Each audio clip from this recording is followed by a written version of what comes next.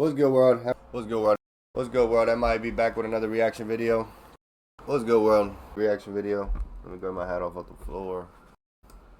What's good, world? MIAB back with another reaction video. MIAB back with another reaction video. What's good, world? MIAB back with another reaction video. Appreciate you tuning in. If you're new here, hit the subscribe button. If you ain't new, make sure you get somebody else to subscribe so we get the channel popping. And I don't gotta pull up and pop you. Thank you for tuning in. I appreciate you. Now let's just jump straight into it.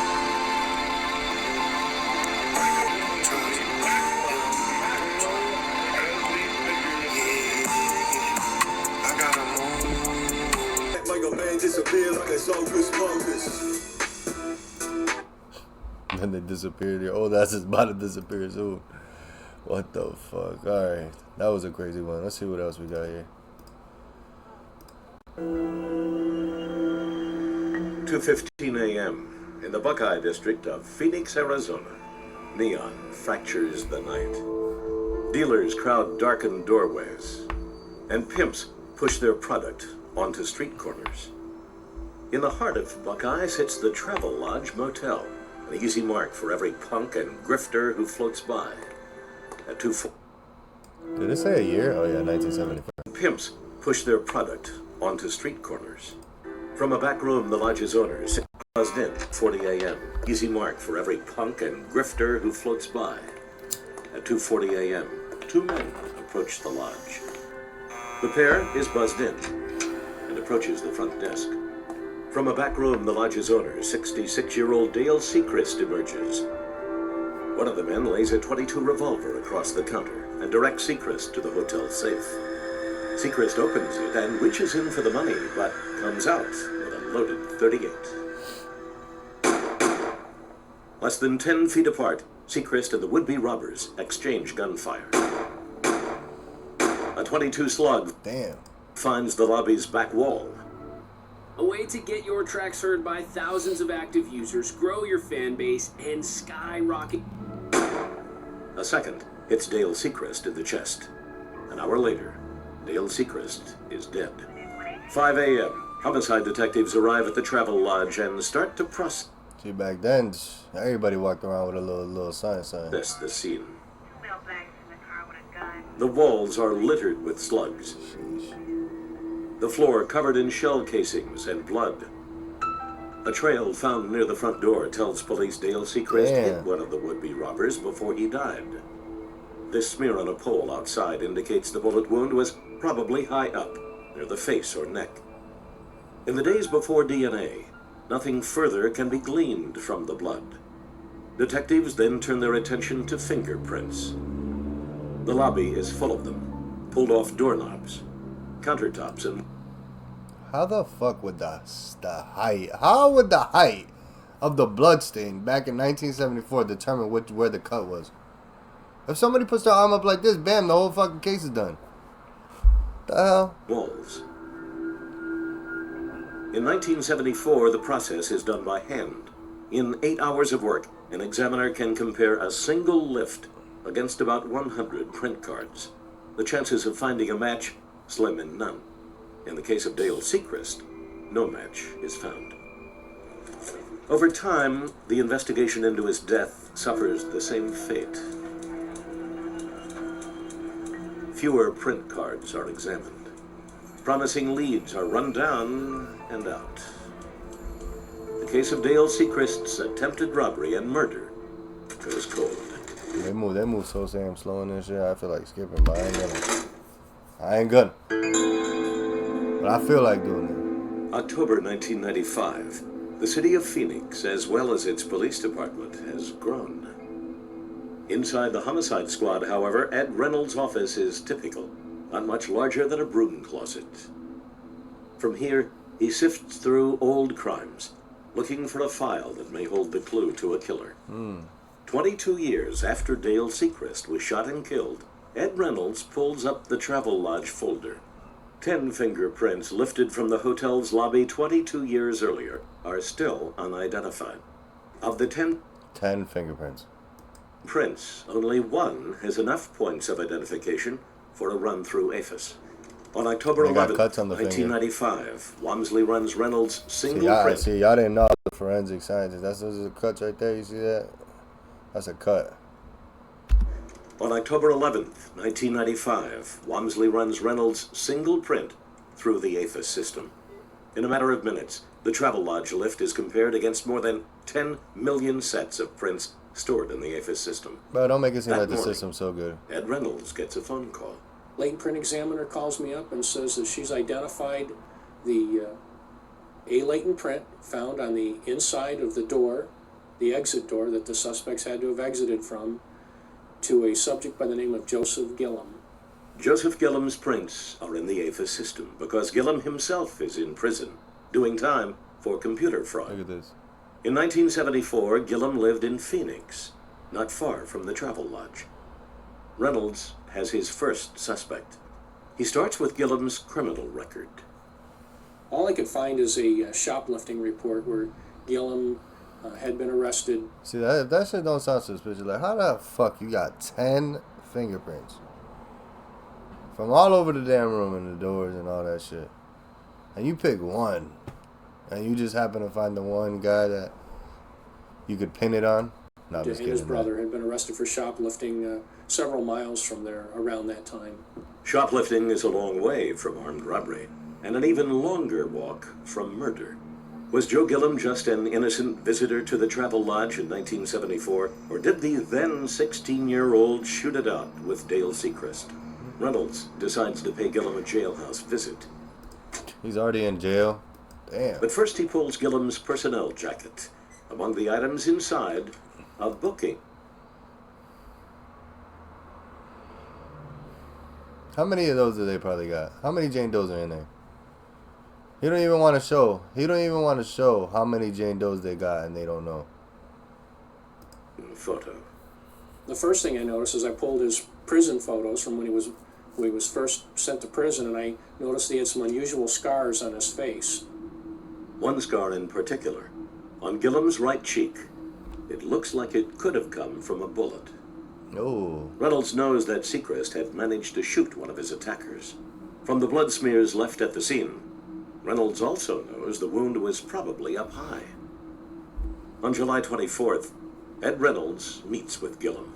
See, this is some good ass detective work, cause what the fuck?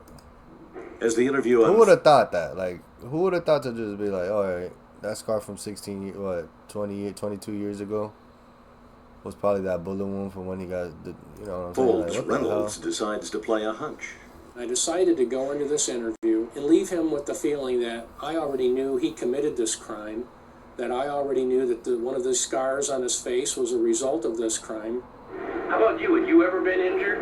Yeah, How? I got shot. And who shot you? I don't know the person that shot me. Tell me about that. I kind of figured that's what this was about. Reynolds' bluff works, and Gillum starts to talk. I ride with this guy. We ride down Van Buren. We supposedly looking for girls. We pull into a motel. He turns to me and say, "Hey, you want to get a room?"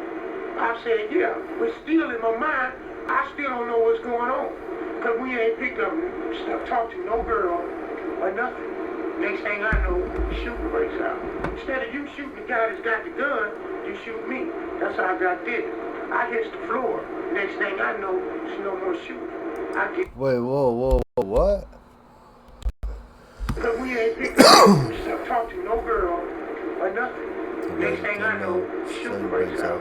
Instead of you shooting the guy that's got the gun, you shoot me. That's how I got this. I hit the floor. Next thing I know, there's no more shooting. I get up, run out the door. Gillum claims he never knew anyone died during the Travelodge shootout.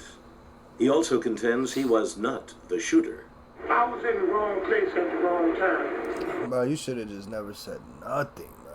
So you stopped by there a long time ago. I don't know. If you're telling me I the don't even truth, remember. I know that you know the name of the guy that you were with. Johnny. Johnny what? Riley. Johnny? It took 2 seconds to get his name. Bro. You should have just ask him anything you want to know. He'll tell you. Reynolds leaves with the name he needs. The man Reynolds believes may have fired the gun that killed Dale Seacrest. Now he needs to find Johnny Riley. What I had to do was ask him. He was gonna tell him everything anyway. He was just waiting for this day. That's how you know you live with guilt. Not you, but he. Ed Reynolds starts his search for Johnny Riley in the criminal records archives of the Phoenix Police Department. There he finds Riley's misspent youth, a string of convictions for strong-arm theft and robbery. Of particular note, an arrest very close in time to the Travel Lodge shootout. Ed Reynolds next decides to pay a visit to Riley's old neighborhood. How come they didn't try to match any of the fucking 10 fingerprints that were here? His friends and people that he associated with, and they all knew Johnny Riley as being the tough one in this group, the one that would be the guy most likely to commit an armed robbery. Reynolds believes he may have identified his shooter. The problem is finding him. According to his friends, Riley left Phoenix in the late 1970s.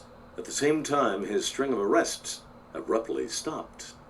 Ed Reynolds must now shift gears. That's one way to make yourself hot. Oh shit, let me rewind real quick. How many James? String of arrests abruptly stopped. Ed Reynolds must now shift gears from a paper chase to a hunt through cyberspace.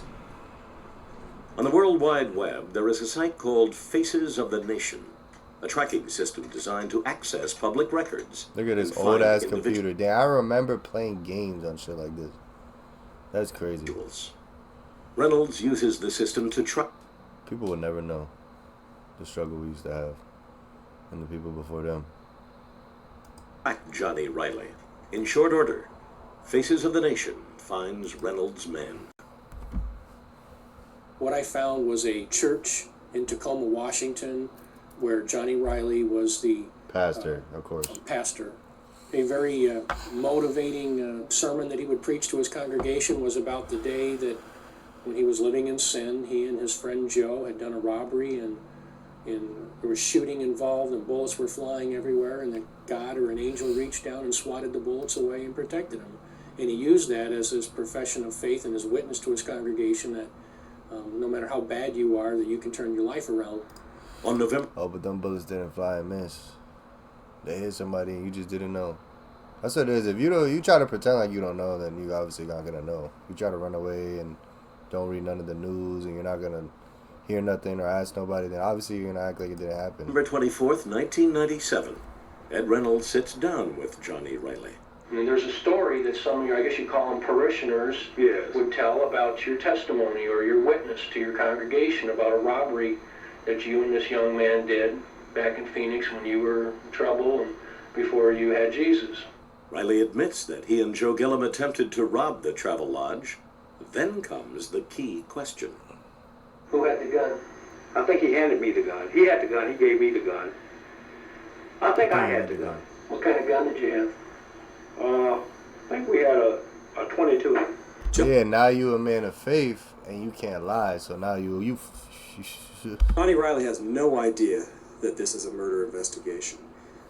When he ran from that crime scene 25 years ago, he didn't think he had shot anybody. He didn't think anybody was hit with a bullet. He did. He just didn't try not to look back. The day after this interview, cold case detective Ed Reynolds officially informs Riley of DLC Christ's death and arrests him for murder. Wow. Murder Riley confessed to without ever realizing he had killed anyone. Hello, you've reached the Arizona State Prison Complex in Yuma. Johnny Riley now resides here in Wow. Yuma State Prison, where he is serving 10 years for second-degree murder. Joe Gillum received a similar sentence for manslaughter and does his time across state. I think one of the last This is a things crazy-ass story, honestly. he told me in the last interview I had with him was that if he had known 25 years earlier that he had killed that man, that he would have turned himself in 25 years ago.